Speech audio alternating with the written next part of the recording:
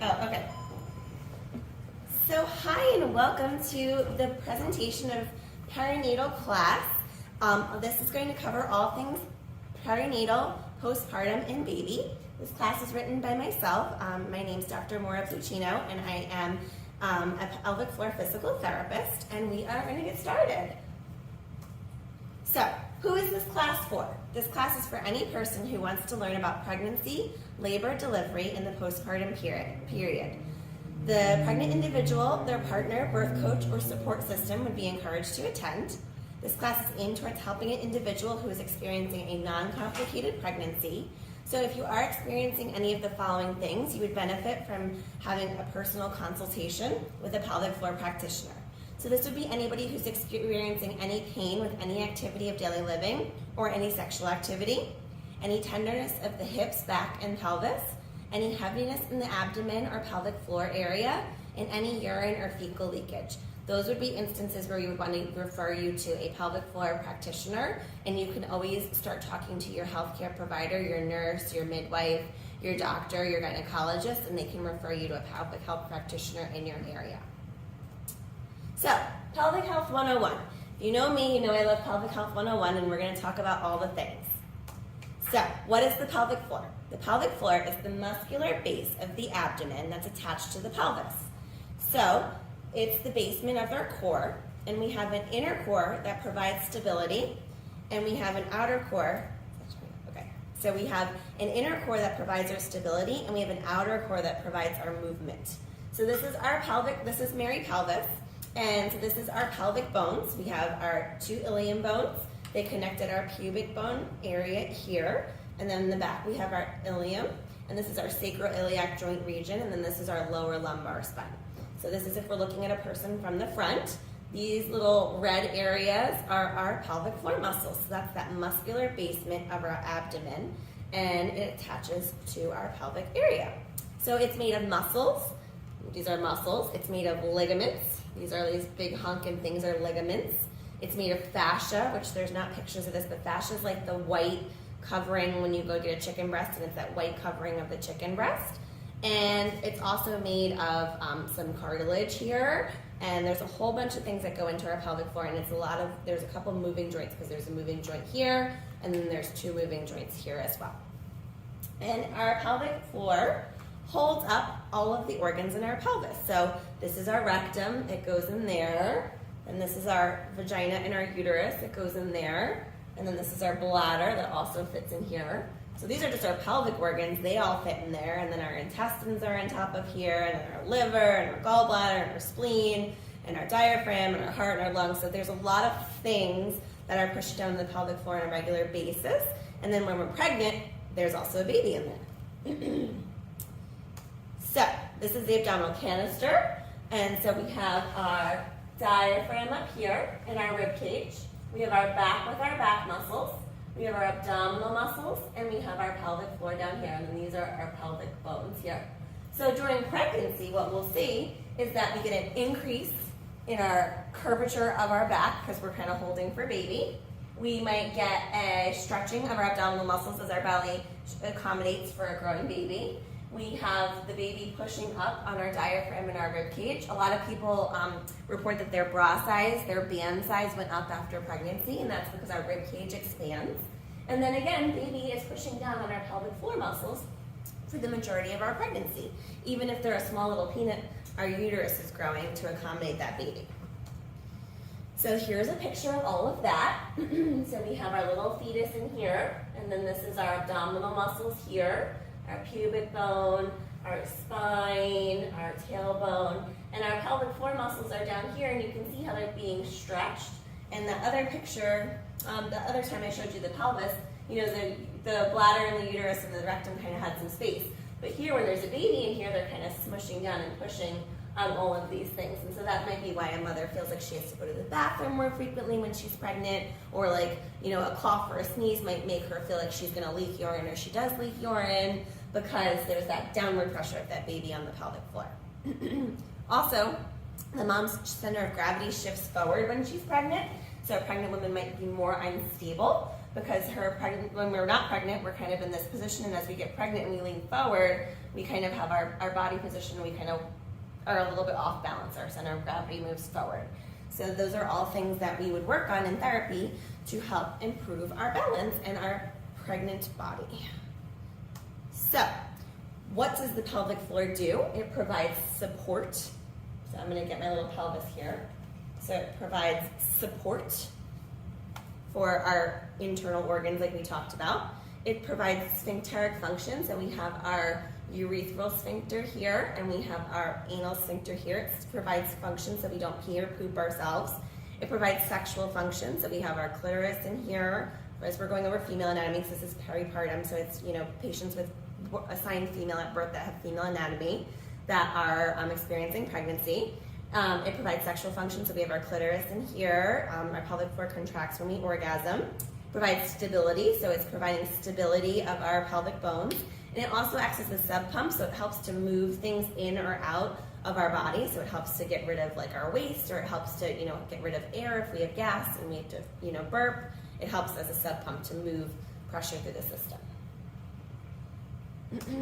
So vagina, I always like to have a funny meme. When we're pregnant and we're expecting a baby, that's when most people go, oh, I've had a baby. I'm no longer really modest about things, because after a while you see lots of healthcare practitioners and they kind of all want to take a look at your lady parts. So there's that. So how does it all fit in there? And this is the female anatomy. So these are just a little bit more depictions without a pregnant belly. So we have the ascending colon, the transverse colon, the descending colon, and then we have the rectum here. That's where the poop kind of comes out.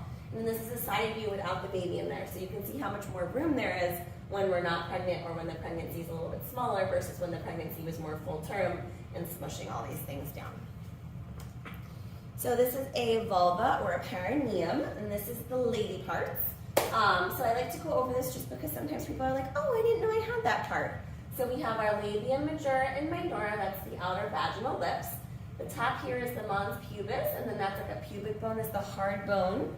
That's right here underneath that. We have urethra and our vaginal opening inside the vulva, and that area is sometimes referred to as the vestibule. So if the doctor talks about you having a vestibule in your vaginal area and you're very confused, that's just the inside of the labia. And then in between the vaginal opening and the anus is this area called the perineum. And that is an area that is very important during pregnancy, labor, and delivery, especially if we're planning to have a vaginal delivery, because that's the area that we're most at risk for tearing during a vaginal delivery. Okay, and we're going to talk about that area in a little bit. So what do the pelvic floor muscles look like? There's a whole bunch of them. I'm not going to name them all for you today, but there's muscles that are closer to the skin, and then there's a layer of fascia or supportive tissue, and then there's muscles that are deeper in there. If a pelvic floor therapist does an internal exam, they use one gloved and lubricated finger. They're inserting it into the vaginal canal, and let's pretend this is my little hand vagina. They're seeing, can that pelvic floor contract around it? Can it relax? Can it bear down? And then they're also feeling to see if there's any painful areas in that pelvic floor tissue. So healthy bladder habits, again, we're just kind of going over what's normal before we dive into pregnancy. Normal bladder frequency is going to the bathroom 5 to 8 times a day, every 3 to 4 hours during the day, and 0 to 1 time at night. I do relax that rule a little bit when you're in the advanced stages of your pregnancy, because there is a little person pushing on your pelvic floor, and so you might have to go more frequently if you're up throughout the night. The 8 Mississippi rule is talking about that 8 Mississippis or 8 seconds of urine should be coming out of your bladder if your bladder is full. So, a good way to count that is just when you're going to the bathroom and you're listening to the tinkle, just counting 1 Mississippi, 2 Mississippi, seeing how many seconds of urine come out. We normally recommend that you drink 6 to 8 8-ounce glasses of non-caffeinated, non-alcoholic, non-carbonated beverages a day. And when you're pregnant, you may notice that you need a little bit more fluid than that to help you feel good. So there's different types of urinary incontinence, and no type of incontinence is considered normal, and no type of incontinence is something that someone should have to live with. So there's stress incontinence, which is where I cough, where I sneeze, and urine leaks out. There's urge incontinence, which is I'm washing my hands in the sink and I'll hear running water and that makes me feel like I have to pee. Or I put the keys in the door at the end of the day and I feel like I have to go to the bathroom. There's overactive bladder, which is just that I feel like I have to go to the bathroom. I have to go to the bathroom all day. There's functional incontinence, which is like, oh my God, I'm so big and fat with my pregnancy that I can't roll myself out of bed to get to the bathroom in time to get to the bathroom. There's overflow incontinence, which is I held my pee all day because I was doing things and I was really busy and I was in Spanx and I couldn't get out of my clothes in time to go to the bathroom. And then there's transient incontinence, which is, you know, a lot of women experience transient incontinence during pregnancy because while they're pregnant, they experience leakage with coughing or sneezing, which they don't normally experience before or after their delivery. So we never want to accept leaking as normal. And I say that with the caveat of you might leak a little bit in your first 6 weeks postpartum if you had a vaginal delivery, but after that 6-week mark, there really should be no significant leakage. And the leakage during that 6-week mark should not be like you're wetting your pants constantly. It might be a dribble here or there as your pelvic floor is healing. So healthy bowel habits, anything that's easy to digest is good for the pelvic floor. Cooked foods are easier to digest than raw foods are. Trying smaller, more frequent meals because there's not as much room in the abdominal canister for you to have a big meal. You want to have a balance of soluble and insoluble fiber with a ratio of 1 to 3, and that's something you can talk to your pelvic floor specialist about. And normal bowel movements are anytime from 3 times a week to 3 times a day, but we need them to be soft and smushy.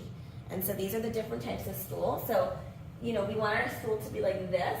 So you could poop this 2 or 3 times a day and I would still call you constipated. So we need to have our stool be in this range for us to not be considered constipated. There's also a thing called a squatty potty, which can be really helpful for pooping during and after pregnancy. It also works really well as like kind of like a birthing position stool to kind of sit in. So a squatty potty can be a really great investment, and you can buy them online, and a lot of pelvic floor practitioners have them in their office for you to have. So vulva or perineal care, what should we do, what should we not do? I don't think I answered this yet, so I'm gonna, so what should we do? I always describe the inside of your vulva as the inside of your mouth. So if you wouldn't put it on the inside of your mouth, you probably don't want to put it in your vulva. So, you know, we don't want to be putting like petroleum jelly down there, or, you know, some things we want to make sure we're using good sexually based lubricants. And, you know, pregnancy, so a pelvic floor therapist is going to be able to go over all the vulva and perineal care with you, but we really just want to treat that area nicely, let it be open to air, make sure it's clean, but we don't have to over clean with any soaps or any wipes or anything. Just, you know, soap or just gentle water in your hand is all we need to clean our vulva. We don't have to scrub or anything. And pregnancy affects our vulva because we might have increased discharge. We might have varicosities or hemorrhoids, which might be something new to you and might be a little scary when you first see them. And we might have a change in sensation of our vulva because there is an increase in blood flow to that area, there's a change in hormones, there can be swelling to the vulvar area. So those are all things that you can talk to with your healthcare practitioner or your pelvic floor specialist, and they can help you. So labor and birth positioning, we're gonna go over here. And there's a lot of different birthing positions, and so these are not all of them, these are just some of them from a pelvic health practitioner standpoint. So we want someone to be comfortable during their labor delivery. We also want their partner and labor team to be educated so that they are able to support and help, so that when their partner is in pain and stressed, the partner can step in and say, hey, let's move into this position, honey, and I'm gonna rub your back and hold you this way. So that, you know, there's less on the birthing parent and more on the parent that's helping us support, or whatever labor support person you have in the delivery room. We also want to prepare the pelvic floor to relax and open for a vaginal delivery if that's your birth plan. And we want to shorten labor and pushing time. And we also want to be prepared for if a C-section happens, because sometimes that is what happens. I am the kind of person, I wanted to squat my baby out in a field, and I ended up being a C-section despite my attempts at having a natural labor and delivery. And so that can happen to the best of us, and, you know, having that plan and having that knowledge can be very powerful in giving you control during your labor and delivery. So your partner's role can be to support you physically, so to hold you up. It can be to massage you, to massage your low back or your hip area. It can be to cue your partner in your breathing. It can be to advocate for your birth plan. It can be to get you modalities, which is heat and ice. It can be to communicate to your birthing team. Your partner is there to help you, and, you know, we need to utilize our partners so that they feel like they're part of our birth and delivery, and that we are getting the birth experience that we need to have. So there are different birthing positions and labor positions, and so this is a modified child's pose. So we can see that she started out on her hands and knees resting on the ball, and then just scooted her booty back So she's pushing back into this position. And so this position can be really helpful to induce labor. It can be really helpful if you're having any pelvic pain or back pain during your pregnancy. And it can be really helpful for helping to open the pelvis and move the baby's head down during labor and delivery. So this is modified child's pose. We have Malasana squat, and this can be done in a variety of different positions. This helps again to open the hip bones, to open them up. So you can do this in standing. And again, this is good for inducing labor, or it's good for the early parts of labor when you're able to kind of get in this position, but it's standing. And then the person can kind of squat down and, deep breathing, squat down. You can sit on a therapy ball, you can sit on a stool, you can lean the back against the wall. I'm hoping you guys can still see me. Yeah, you lean the back against the wall and slide down the wall and squat and hold it. It should not be a workout. It should be something where you can get into this position and breathe and relax and think of your pelvic bones spreading and letting your baby's head move down. So once you get into this position and you're supported in this position, you can hold it for 5 to 10 minutes, working on breathing and relaxing your pelvic floor. Cat and cow pose is getting on the hands and knees and working on lifting the back up, arching up like you're an angry cat, and then relaxing the back down like you're a happy cow, and alternating this with breathing. You can rest on a surface or your partner doing this as well. It doesn't have to be just on hands and knees. And you can be in this position for as long as it feels good, and this is a great position for your partner to help massage and support you to stay connected to your partner during labor and delivery. So therapy ball rocking, I'm not on a therapy ball, but I'm on a stool, so it rolls as well. So you can kind of be rocking your hips side to side. This is great for inducing labor because it's putting pressure on your perineum. It's putting pressure on here, which is helping to stimulate things happening. So we're rocking it side to side, we're rocking it forward and backward. We can do circles in each direction. We can bounce a little bit. That's really helpful for helping to induce labor. And then once we're in labor, it can be helpful for moving baby's head down into the pelvic bowl. So we can rock in all different directions or do bouncing. So this is a great position for inducing labor or during labor and delivery. The forward lean, this is really great to do on your partner. So if this is my partner over here, I can just lean on my partner, and my partner can massage my back for me, and I can just sway and relax, and I'm really thinking of opening my pelvic floor. So that's another one. You can rest on a table or on a wall even, and we're working on just focusing on breathing and relaxation for all of these poses.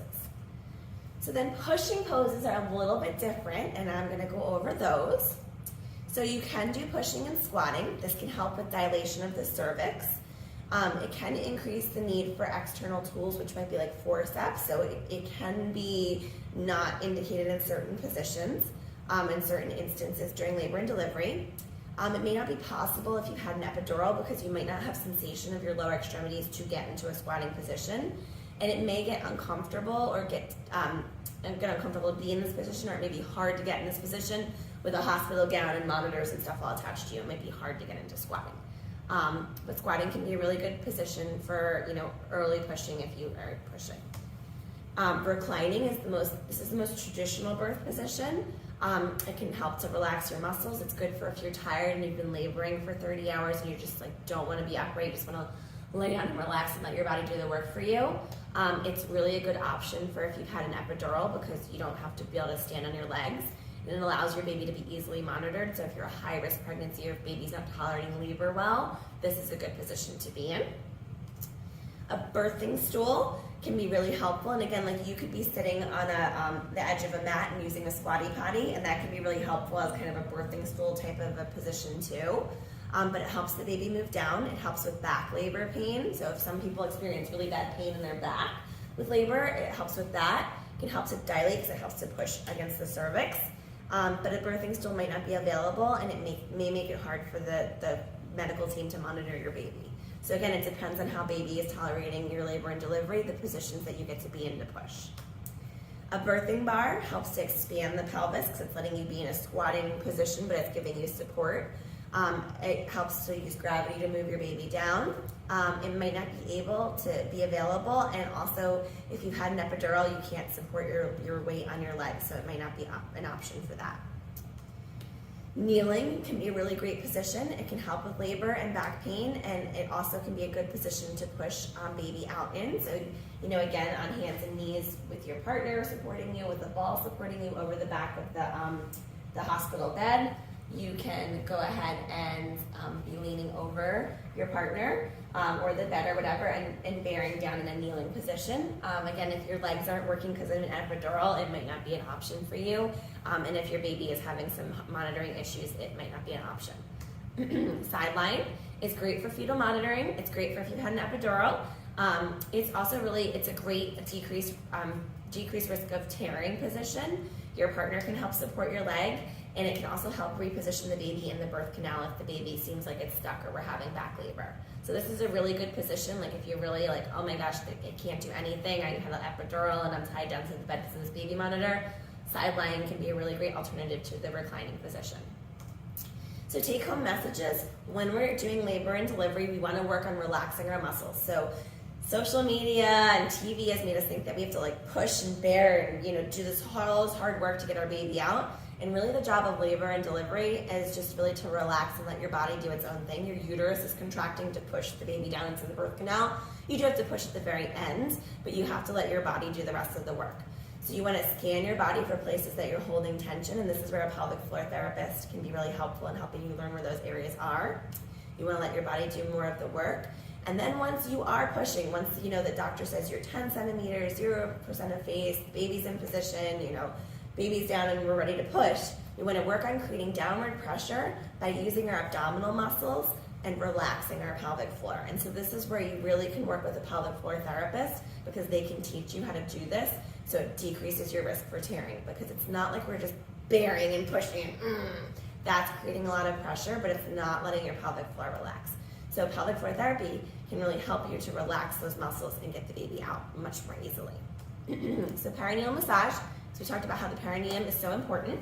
So again, the perineum is this area in between the vaginal opening and the anus. It's this area here. So 50 to 75% of women having vaginal deliveries will experience a tear that will require stitches, but up to 90% of women will experience some form of tear with their vaginal delivery. But prenatal massage to the perineum can lower the likelihood of tearing or needing an episiotomy, which is actually the doctor who comes in and cuts this with a scalpel, can lower that risk by 9 to 16%. So those are really good odds for helping you to have a better outcome with perineal tearing. So facts about perineal massage is that we always want to have our doctor's approval. There are times when it's not indicated. So if we have an infection, if we had vaginal bleeding with our pregnancy, or if our water has already broken, that's times where we might not be wanting to mess around with our perineum. Typically, it's safe to begin at 35 weeks of gestation or 35 weeks of pregnancy, and we want to practice it 3 to 10 minutes a couple times a week. And a skilled practitioner should educate a person on this first, but there's lots of do-it-yourself YouTube videos. I have one online. There's lots of pelvic health practitioners that are providing this information to you for free because it's so important. So perineal massage, we are going to go ahead, prior to massage, we're going to choose a space that we feel comfortable and have privacy in, especially if we have other children or people living in our household. You can take a shower or sit in a warm bath prior to soften the skin and the muscles. We want to use clean hands, short nails. We want to have lubricant, and we want to find a position that we're comfortable where we can reach the vaginal opening. So usually I tell women leaning against the headboard with a couple pillows, kind of in this position, like semi-reclined, it's okay. Kind of in a semi-reclined position, that can be the most helpful. And you want to also, if your partner's into it and you're into it, you can have your partner help you, especially if you're, very advanced in your pregnancy and really can't reach there. Partner can be really helpful. Again, this is where we can have our partner coming in and helping us because that makes it better couple satisfaction after childbirth and delivery. So we're going to take, our thumb. I think I have a picture here. So this is the steps. We're lubricating the area. We're inserting the finger or thumb into the vagina.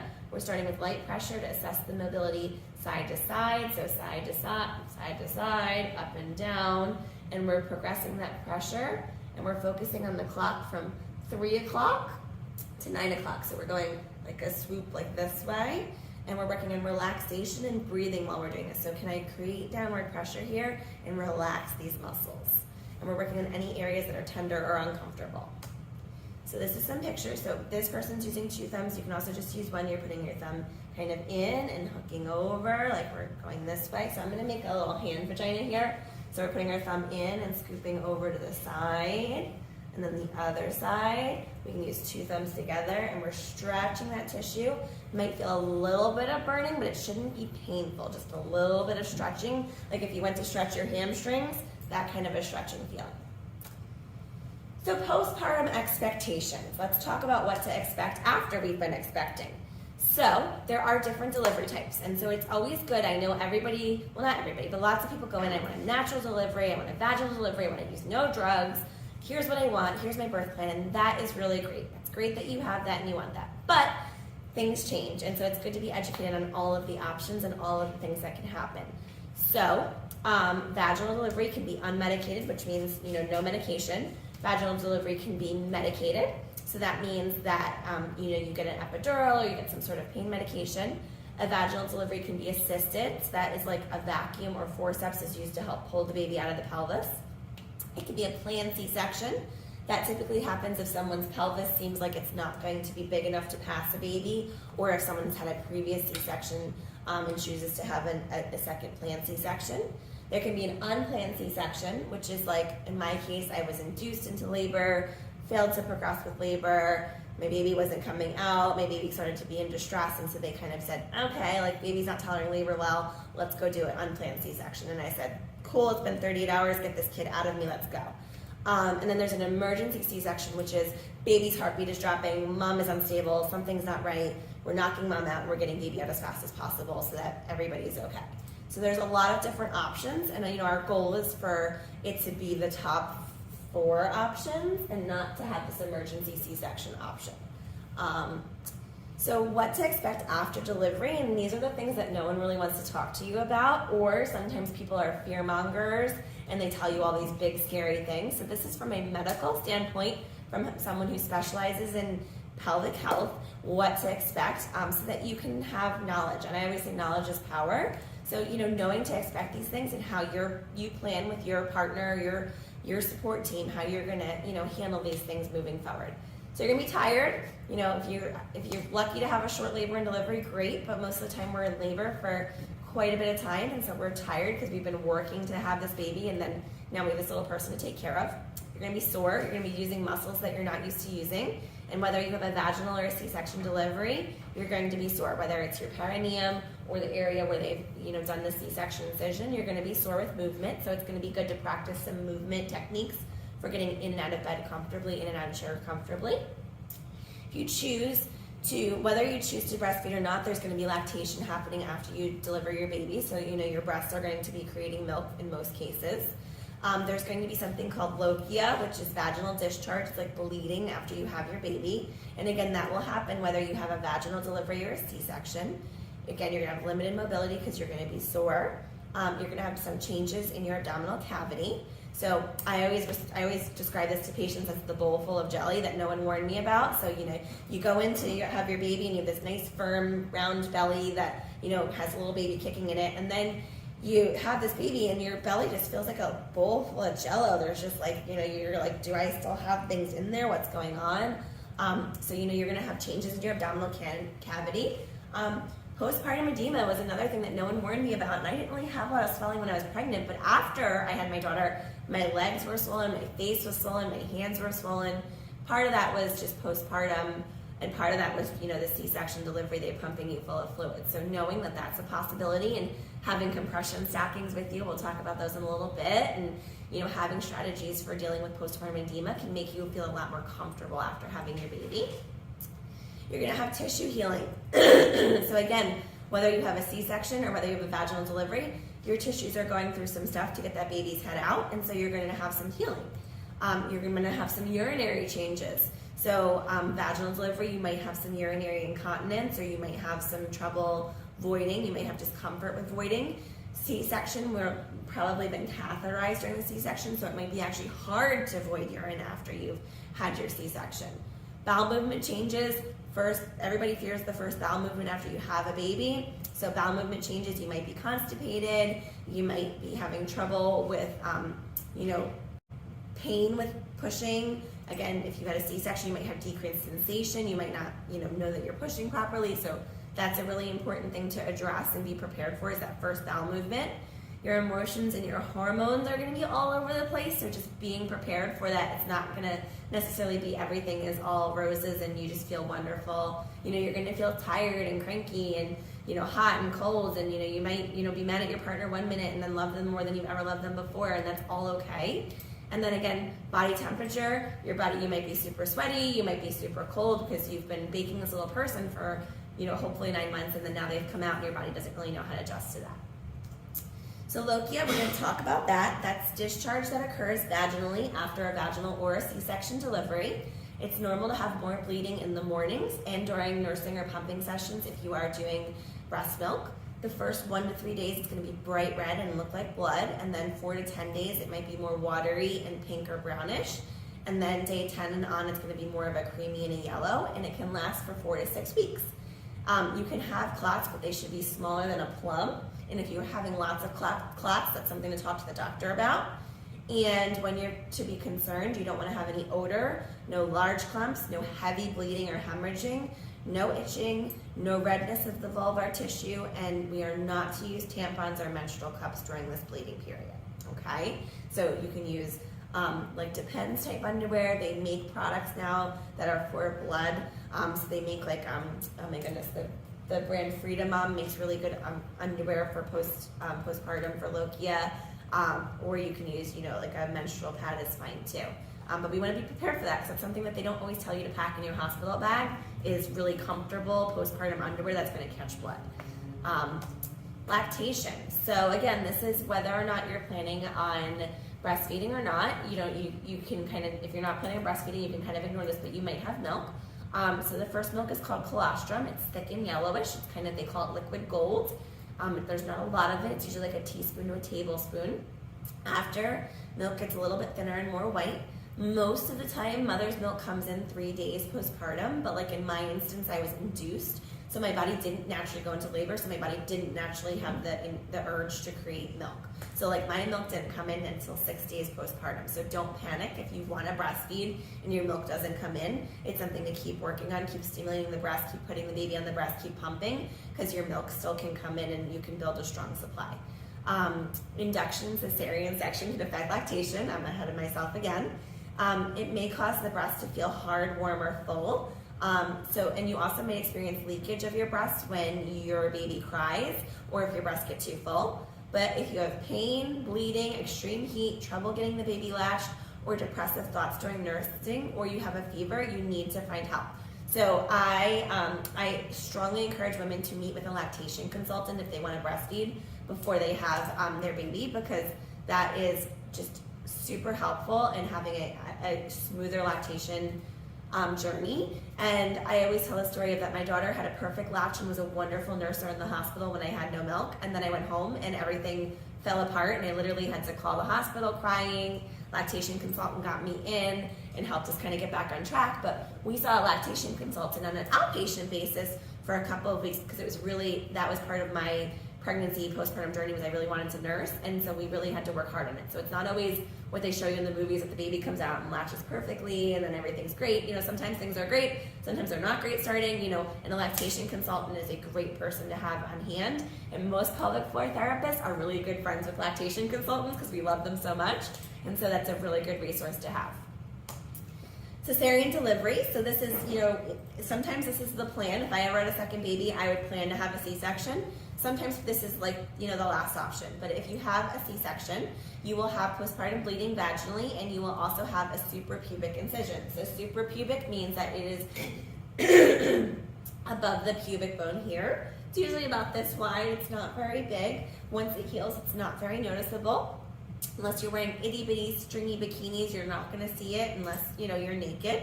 So the incision can be glued, stitched, stapled, or any combination of those things. A lot of times there's a pad over it. And special care, you can use an abdominal binder. Again, this is something that your hospital might provide for you. You might have come in with your own one, because pelvic floor therapists have ones that they like better than others.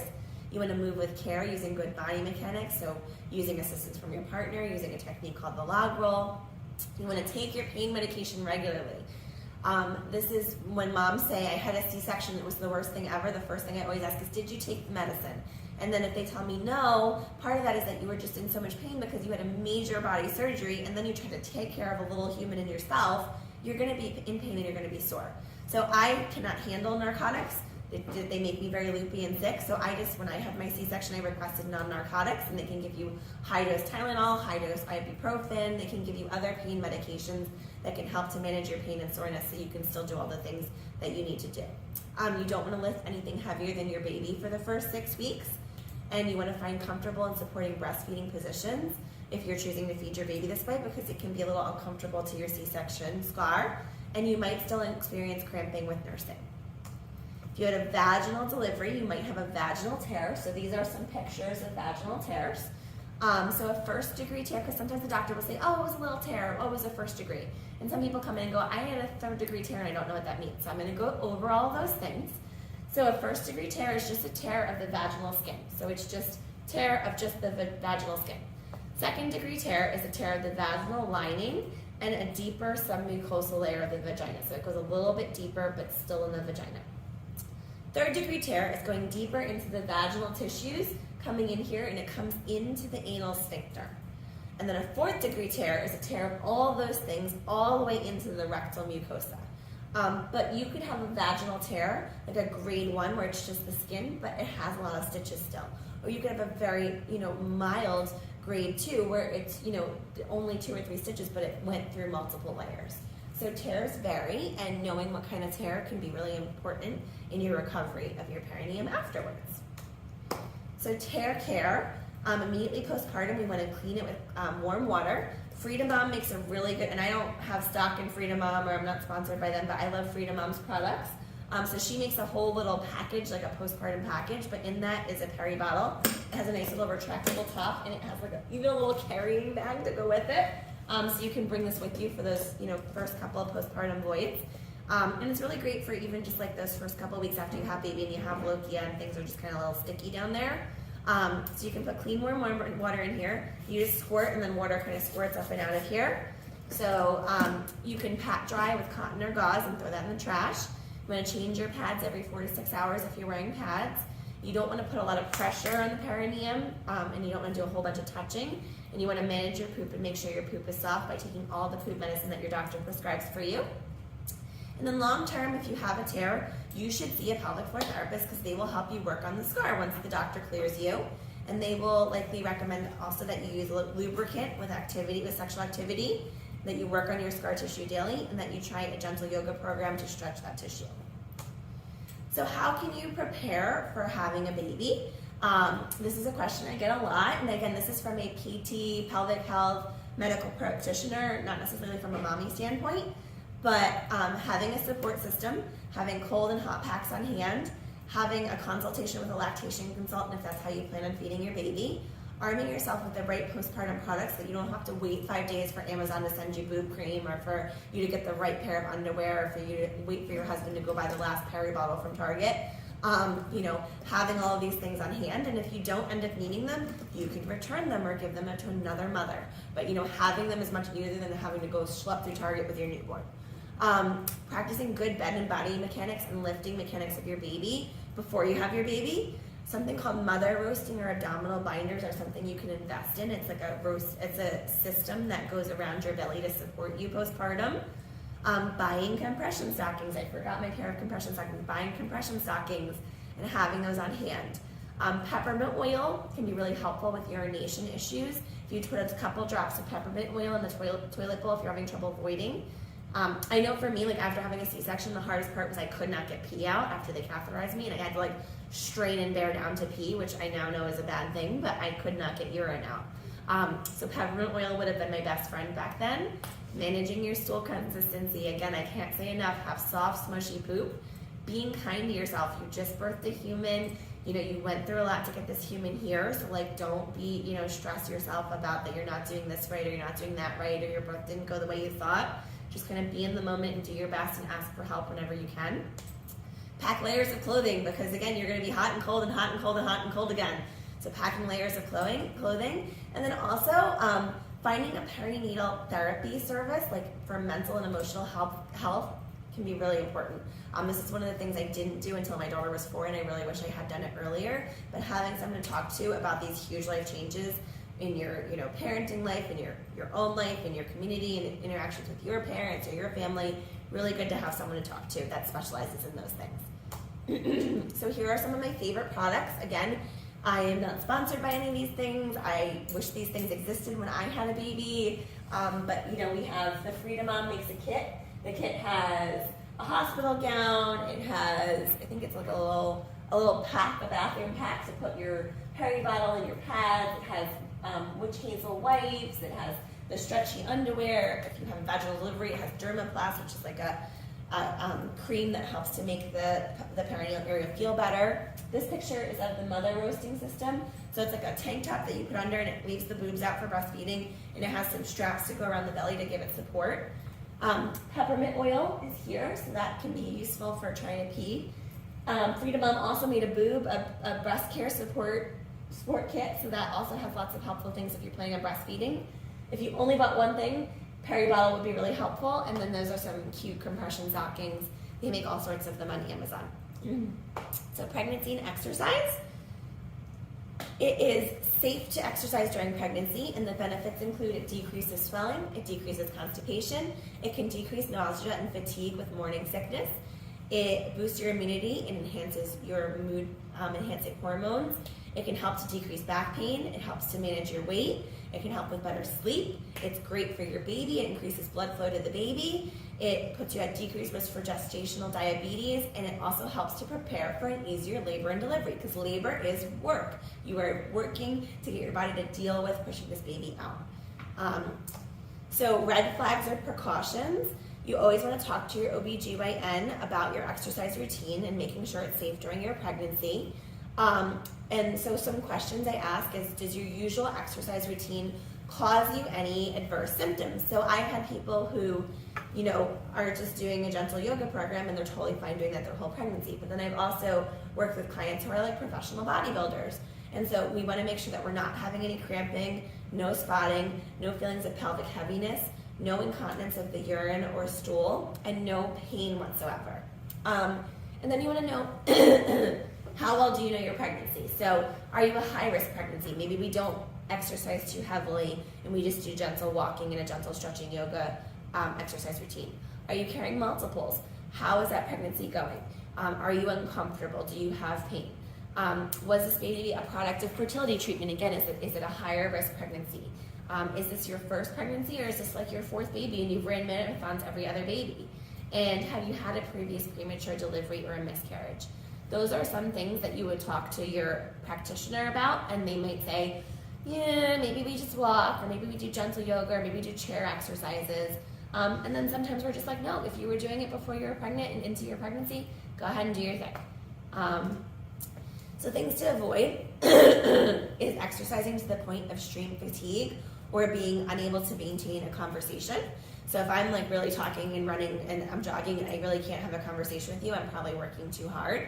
And then anything that causes negative symptoms, so cramping, spotting, pelvic heaviness, urinary or stool leakage, or any sort of pain.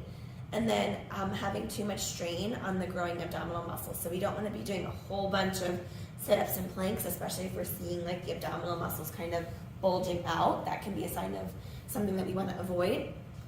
And also if you have a history of pelvic organ prolapse, if you've already had a baby or two and you have pelvic organ prolapse, we don't want to do a lot of high impact activities. So like not a lot of running or jumping or like, high impact, but there's still lots of other exercises you can do.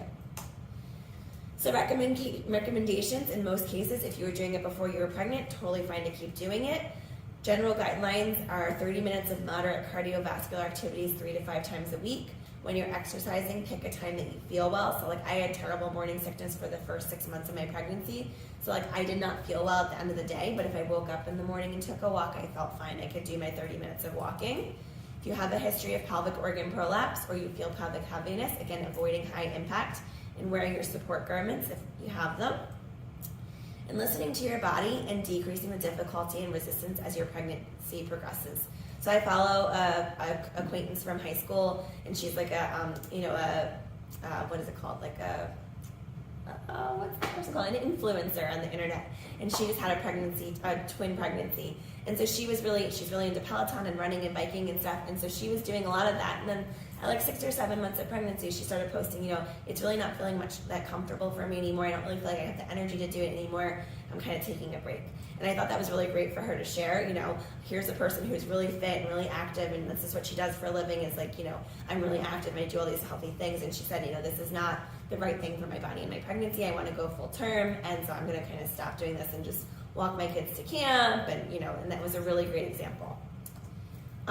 So times to consult with a pelvic floor PT would be during your first trimester, working on pelvic floor strengthening and engaging your pelvic floor stretching program. First and second trimester if you have aches and pains, definitely, and then third trimester for labor and birthing preparation. And so protecting your belly pre and postpartum. So diastasis recti, we're going to talk about what it is, why does it happen, how do I know if I have it, how bad is mine, and how do I fix it? I think I have a picture here, yes. So diastasis recti is just a name for a separation of the abdominal muscles. So the six-pack ab muscle is the rectus abdominal muscle. And when we have a pregnancy, a lot of times that muscle spreads out as our belly grows, the muscle spreads out, and this area, this connective tissue in between called the linea alba, gets a little stretched and it can be torn or separated. And then after we have our baby, our belly may go back down to a similar shape as it was before, but sometimes these muscles still kind of stay in this open, stretched out shape, and this tissue in here is a little bit more fragile. And so we'll go back to the questions that we had for ourselves. What is it? That's what it is. It happens usually with pregnancy or weight gain. How do we know if we have it? If we're going to do sit-ups or push-ups or we do planks and we see something kind of popping out of this area. Some people say, like, whenever I roll over in bed, I see it, or, if I'm doing sit-ups, I see it. That's how we would know we see it. It's best measured by ultrasound, but, pelvic health practitioners, we measure it with fingers. So how many fingers can I fit into this gap? And then what happens if I engage my abdominal muscles? What happens to that gap when I engage it? So I don't really care what this belly muscle looks like at rest as much as I care about how it functions when I engage the abdominal muscles. So some moms come in and go, oh my God, I have like a 4-finger separation. And I'm like, oh, okay, let me look. But then when they do a chin tuck and they engage their abdominal muscles, they have a really good force closure. They can close that gap. So even if you have a 4-finger separation, as long as we can close that gap and create good use of those muscles, it's nothing to really worry about. And again, a pelvic floor practitioner can really help you to use your core muscles properly and avoid things that might be harming this. So ways to protect our pelvic floor core and during exercise, avoiding planks and straight sit-ups until we feel like we can control that gap. Using our breath to help, so when we breathe out, it helps to engage our core. Engaging our TA, our transverse abdominis, and our obliques. So when you breathe out and then breathe in and kind of pull your belly button together like you're zippering together, that's engaging the TA, the transverse abdominis muscles. Don't be afraid to modify your exercises. So if you're at the gym and everyone's doing straight up mountain climbers, do mountain climbers holding onto a table. Put your hands on the table and do mountain climbers that way. Use your hands on the wall to do a plank this way. You don't have to be doing it the same way you did it postpartum, and you don't have to be doing it the same way everyone else in exercise class is doing it. And you want to listen to your body, and if you leak or you have pain or bulging, you want to stop and reassess what you're doing. So I had a patient yesterday, and she came in and said, I was lifting something I was doing something at the gym, and my tampon fell out. And so we said, okay, let's look at the abdominal canister, and let's look at our belly and our pelvic floor and see why that would have happened. And that's a pressure problem. So if we're jumping up and down and a tampon falls out of us, that means there was too much pressure up here, and it created downward pressure, and it pushed something out. And that we don't want that to be happening on a regular basis, because that's not helpful. So your perineum and your peripartum sex life, this is a little quickie section. So what makes sex difficult perinatally? So this can be pre-delivery, post-delivery. We have changes in lubrication because of hormones. So when we are pregnant, we usually have a nice voluptuous vagina. It's usually very bulky and there's lots of lubrication. We have extra discharge. Things are kind of gushy, as I say. And then after we have babies, even if we didn't breastfeed, our hormones our estrogen decreases, and so we have less vaginal lubrication. And then if we do breastfeed, our breastfeeding vaginal tissues are kind of similar to that of a menopausal individual. So huge hormonal changes there. We can have muscle tightness or scar tissue after our delivery. We can have SI joint dysfunction, so pain or discomfort in here because of the pelvic bones. We can have muscle weakness or imbalance. So a lot of times what happens is if we have a vaginal delivery, these muscles say, hey, we did all the work, we're kind of done now. And these muscles go, well, we can't pee and poop ourselves, so we're gonna work really hard. So these muscles are kind of not working, and these muscles are working overtime, so that can make sex uncomfortable. We can also have nerve entrapment. So there's a ton of nerves coming out of the spine here into this area, so those nerves can be affected by our labor and delivery, whether it was a C-section up here or a vaginal delivery, and also just previous trauma. So, whether it was a physical, emotional, or sexual abuse, sometimes we just have a history of trauma or birthing trauma that makes sex hard for us.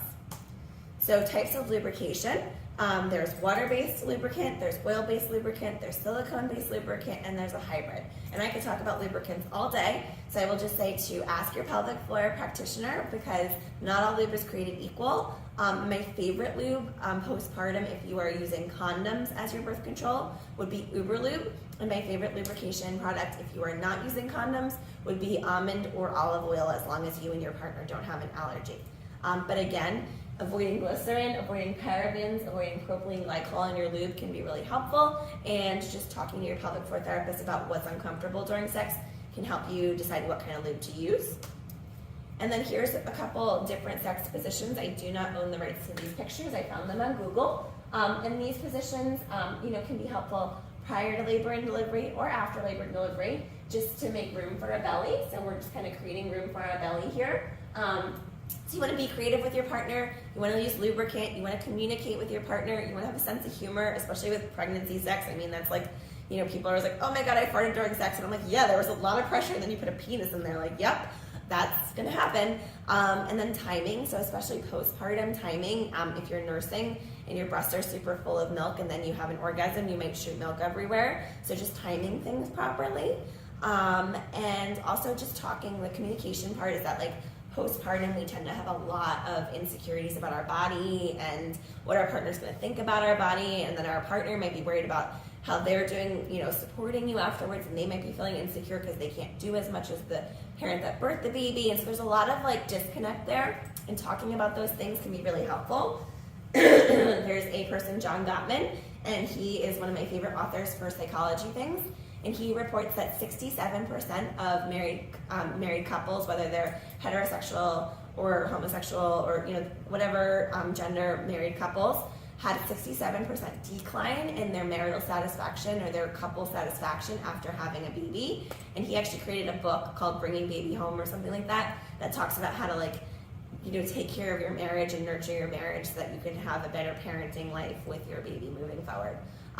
So that's my little spiel on that, and that's where, again, having a therapist on call, a emotional therapist like a psychotherapist or a psychiatrist or a psychologist on a speed dial to talk about these things with can be really helpful in adjusting to the postpartum period. So we're going to talk about returning to exercise postpartum. And so week 0 to 6, officially, we are not allowed to exercise. You are not to go back to the gym. You are not to do anything crazy. We're letting our body heal, and we're letting our body get used to, not having a little person in there stabilizing all of our stuff. So you can, however, focus on gentle functional activities. So, at 6 weeks postpartum, we go to see the doctor. The doctor says your cervix is healed, your tears are healed, your cervix is closed. You can go back to doing everything you were doing before. And then I see women, 2 weeks later, because they're like, oh, I have pelvic organ prolapse now. And I'm like, what happened in those 2 weeks? Well, I wanted to get my body back, and so I started running and doing exercises and crossfitting and lifting really heavy. And so we don't want to do any of that. We want to kind of be slowly working our way back to our prior level of function. So we want to start off very simple. We want to gradually increase our tolerance to exercise. So we can start with 5 to 10 minutes of walking the first week, adding 5 or 10 minutes as we go. And we want to do, we can do other functional activities like rolling over in bed, or just sitting down and standing up and practicing kind of feeling our core and our pelvic floor as we do that. Or we can practice doing standing toe taps. So standing like a ballerina and bringing your foot forward, bringing it to the side, bringing it to the back, remembering to engage your pelvic floor and core kind of while you're doing that. And also deep breathing exercises, because like we talked about before, that whole abdominal canister has been really changed up with that pregnancy. And so, doing deep breathing exercises can help the rib cage and the diaphragm to kind of return to our pre-pregnancy level. So starting low impact, giving your body a break from activities like burpees, planks, and sit-ups in the beginning. I'm not saying never, I'm just saying in the beginning when you're healing. Nursing moms, you may need extra time, you have extra hormones in your system. Modify things like a champ. My daughter I am 9.5 years postpartum. I still modify activities to accommodate for some of the things that my body has going on after having a baby. You want to listen to your body and see its signs. You want to be patient with your body, and you want to get professional help if you need it. So whether that is a pelvic floor physical therapist or an exercise trainer that is skilled in postpartum, exercise, you want to be working with someone who knows what they're doing in those areas. So breathing, when we talk about breathing, we're taking a deep breath in through our nose, we're filling our belly with air, and then we're breathing out through our mouth like we're blowing out candles, and we're bringing those belly muscles together. And then there's some different yoga poses. This is just some examples, but doing gentle stretching yoga helps with the vaginal or C-section delivery once you're feeling up to it. I also love, when people ask me what should I do as an exercise routine, I always say bar, Pilates, yoga are my top 3 things for people to kind of, if they're gonna pick a class to go to, those are my top 3. And again, pick the easiest class, the beginner class, start easy. Breastfeeding and your body postpartum. So these are physical therapy considerations with lactation, because a lactation consultant could talk to you for days, I'm sure, about all of the lactation things. So we want to make sure that we have proper posture and support of our body while we're feeding our baby. So we want to bring the baby to us, and I'm mad I forgot my baby doll. I was going to bring my baby doll. You want to bring your baby to you. You don't want to be leaning over and putting your breast in the baby's mouth. You don't want to look down the whole time, because your neck is going to hurt when you do this. So, once you get your baby on and you're latched, you can kind of do some neck exercises, side to side, turn your neck. You can even do shoulder shrugs if your baby has a pretty strong latch. And you want to find a couple different positions. So you don't want to always be doing right breast, football hold. You might want to do, different positions, put the baby in different positions. Lactation affects your hormones, which can make you have less estrogen and also make your pelvic floor tissues a little bit more fragile. So knowing that, going into sex with that, going into peeing and pooping with that can be really helpful. Stretching and strengthening your shoulders. And again, a PT can make you a whole program of that. So recommendations, find a lactation consultant, do the consultant before you have a baby, see them when you're in hospital, see them afterwards, prepare for post-baby sex. If you plan to breastfeed, so talk to your partner about, hey, it's not you as far as the lubrication decrease, it's the breastfeeding. Pay attention to your breastfeeding posture and use your time wisely once you're a pro. So once you're a pro, doing different exercises while you're sitting there breastfeeding. You can do your pelvic floor exercises while you're breastfeeding. So these are some different positions. There's cradle, cross cradle, football. There's all different positions that you can try out. These are some neck exercises. And then body mechanics in baby care. Again, I'm mad I forgot my baby. So there are a lot of times after we have our baby that we really want to be aware of our body. So there is when we're carrying that big heavy car seat, when we're pushing a stroller, when we're picking up our child, when we're getting up off the floor, when we're carrying the child, when we're getting onto the floor, when we're bathing the child and moving the big baby bathtub, when we're doing our chores like cooking, cleaning, or laundry, and when we're feeding the child like breastfeeding. So we do not want to hold our breath when we're lifting or carrying our child. That is the biggest take home. Do not hold your breath. Breathe out as you're doing hard things, okay? So that's that. We also want to stack our stuff and check our postpartum and our pregnancy posture. So we don't want to be walking around like this, and we don't want to keep walking around like this after we have baby. We want to stack our stuff. So we want our ear to be over our shoulder, to be over our hip, to be over our ankle. So we want to stack our stuff. We don't want to just be in this slouchy position. So we want to be working on, bending when we put baby in and out of things. We don't want to just bend all the way forward and then come back up. That can really hurt our back. We want to do things with two hands so that we are kind of centered. We don't want to do a lot of one hand, one-sided, like that kind of stuff.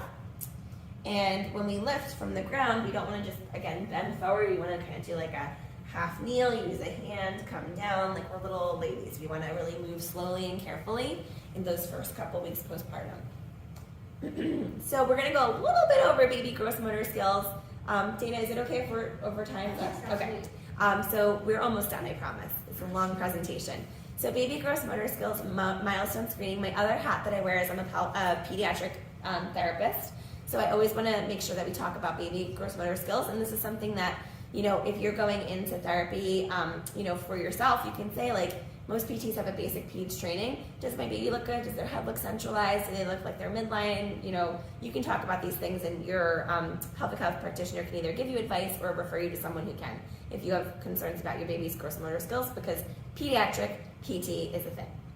So normal vision, this is what your baby's vision might look like. And again, I'm not going to go crazy. You can rewind and look at this again, but newborns have very blurry vision. As they get older, they get better vision. By 3 to 6 months, their vision's pretty good. They can see a lot of things.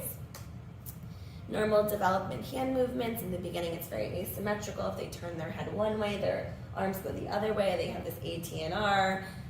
You know, once they get to be 3 or 4 months old, they should be able to bring their hands together in midline. They should play with something overhead. And then head control. Little newborns don't have a lot of head control. They need a lot of support. But by month 1 to 2, a baby should be able to lift its head, turn its head, lift up and off the mat. Month 3 to 4, the baby should be able to hold its head up against gravity. Should be able to lift its head up when it's on its tummy, so it can kind of like lift its head up on its tummy. It can be able to tolerate being forward facing in a baby carrier. And babies should have good head and neck control by the time it's 5 to 6 months. So if you're not seeing these things, then it might be worth talking to a pediatric PT about your baby.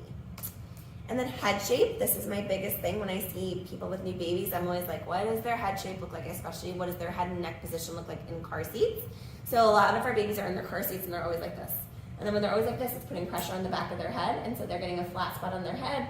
And then that flat spot on their head can turn to like a pointy spot on their head here, or it can turn into tightness of this muscle here, which leads them back to this position, which makes you have a crooked baby. So we want to always have the face, neck, and head be symmetrical. We want to have no flat spots, no bald spots. We want their ears to look the same height. We want their eyes to look symmetrical, and we want to look at their baby's head from the top of the head, from the front of the head, and from the side of the head, because we want to see kind of what their baby's head looks like. So again, if you have concerns about these as a new parent, those are things to talk to with your medical practitioners, your pediatrician, your pediatric PT. So these are some head shape differences. So this is like normal baby head. This is plagiocephalus, where there's like a smoosh of the head. Brachiocephalus, where they kind of have like a very oblong shaped head. Scaphocephalus, where they have like kind of a very ovally shaped head. So these are things that we're kind of trying to avoid in positioning our baby in different positions and not letting them live their life like this. Tummy time through the ages. This can be really helpful when you're trying to work on your own pelvic floor stuff. So newborns can do skin to skin, tummy to tummy, getting used to being in that position in space. Month 2 to 4, we're working on head control against gravity, and it might be best if you support like underneath their chest with a boppy or a towel roll while they're doing this supervised. Age 4 to 6 months, the child should be able to tolerate tummy time very well and be able to prop themselves up under their forearms. And age 6 to 9 months, a child should be able to push up onto their hands and push and reach and get something while they're on their tummy. So these are this is a newborn, this is getting up onto forearms. All right, getting up onto their forearms really well, pushing up onto their hands. Baby is able to swim. Now the baby is able to kind of reach and grab something, and this baby's about to roll away and have lots of fun. So mommy and me exercises, I think this is our last section. So here's some ideas. The first thing is that we're not doing exercise until we're cleared by the doctor, because again, we're trying to avoid things like diastasis recti or pelvic floor dysfunction or pelvic organ prolapse. We want to engage and relax our pelvic floor muscles during snuggle or breastfeeding sessions. So we can do the short hold, so it's like holding for 2, relaxing for 4, doing that about 10 times, then holding the pelvic floor up and holding it for 10 seconds, relaxing it for 20 seconds, about 10 times a day. And then quick flicks like boop, boop, boop, doing quick flicks of our pelvic floor. You can do joint tummy time. So when you're laying on your belly, it's a great abdominal stretch, especially for my C-section mamas. And it's also keeping your baby company while they're doing tummy time, so that can be really helpful. And then if you're laying on your back and your baby's laying on your back, you can do chin tucks, where you're lifting your chin up and tucking and engaging your abdominal muscles. And that's a really good thing to do. Or you could lay the baby, if you're laying on your back and you put baby on your legs. I think I have a picture. Yeah. You put baby on your legs, you can do your chin tucks here. So this is, she's doing like a straddle stretch, she's doing a side stretch, she's doing this little chin tuck, she's doing a little inner thigh stretch there, little curl ups, you can do baby squats, you can do little standing kicks with your baby, and once you feel like you're strong enough, you can do little push-ups and little side twists with baby. So these are just some little mini workouts, and there are tons of classes that do that, and your pelvic floor practitioner can also teach you stuff. So if you needed more help or guidance, I love you so much, I'll talk to you on the phone. I don't love talking to people on the phone. So what is a pelvic floor PT? I've mentioned that like 70 different times today. It's a licensed therapist who's gone through specialized training. So it's a physical therapist who has their degree in physical therapy, and then they've also gone through additional specialized training to become a pelvic health specialist and treat problems of the pelvic floor and the associated area and problems such as the abdominal canister. I always want to say, if your insurance covers physical therapy, it will cover pelvic floor physical therapy. We're not billing for anything crazy. We're billing for muscle re-education and manual therapy and skilled therapeutic exercise. And so if your insurance covers physical therapy, you can come to pelvic floor physical therapy.